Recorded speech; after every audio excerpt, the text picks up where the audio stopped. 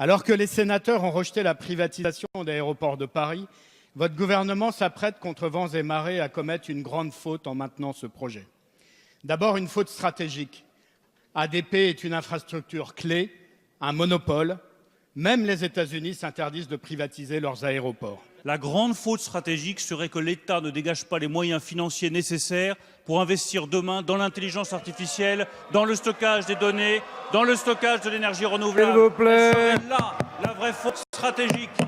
La vraie faute stratégique de l'État, ce serait de continuer à bénéficier d'une économie de rente plutôt que d'investir dans l'avenir de nos enfants et dans la modernisation de notre économie. Ensuite, une faute économique. On sait désormais que privatiser un monopole naturel ou une activité économique non concurrentielle conduit à de piètres résultats. Le scandale de la privatisation des autoroutes est là pour nous le rappeler.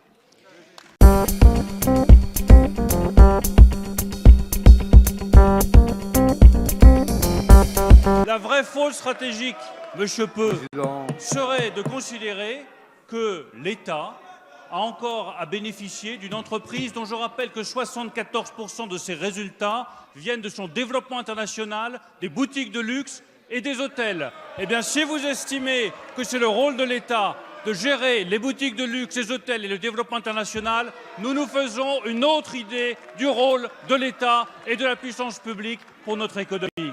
C'est aussi une faute budgétaire. ADP est la première société aéroportuaire au monde. Avec une marge de 14%, elle est une source de revenus réguliers pour les comptes publics. On ne tue pas la poule aux œufs d'or. C'est également une faute de méthode. On ne brade pas des biens communs, même pour financer un fonds d'innovation, d'autant que cet argument est fallacieux. Les 300 millions d'euros annuels que rapporteront vos privatisations sont nettement inférieurs aux 800 millions d'euros annuels que ces entreprises génèrent aujourd'hui. Des inquiétudes, il y en a. Mais je suis heureux d'entendre les Républicains qui ne savent plus où ils habitent économiquement soutenir le Parti communiste. Ce sont les mêmes Républicains qui refusent la privatisation d'ADP et qui nous demandent de rétablir l'ISF dont ils avaient proposé la suppression. Vous ne savez plus où vous habitez, nous savons ce que nous voulons pour notre pays. C'est enfin une faute démocratique. ADP n'est pas constitutionnellement privatisable. C'est une frontière vitale au cœur de notre capital économique et politique. Ce serait un abandon supplémentaire de notre souveraineté nationale. Votre projet défie toute logique et affaiblit la France. Cette privatisation est hors norme et même obscure. En effet, pour la première fois, l'État devra payer pour privatiser.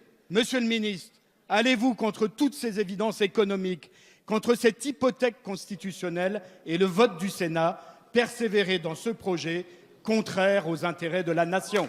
Alors qu'il y ait des inquiétudes, Monsieur Peu, qu'il y ait des inquiétudes. S'il vous plaît, essayez d'écouter la réponse.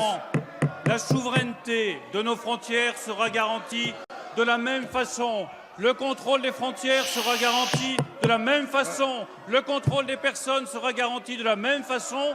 Et les garanties qui sont apportées aux citoyens grâce au cahier des charges que nous avons mis en place et que vous avez renforcé, Monsieur Peu, sur certains points comme l'emploi, garantiront une opération sûre, certaine et solide pour nos compatriotes.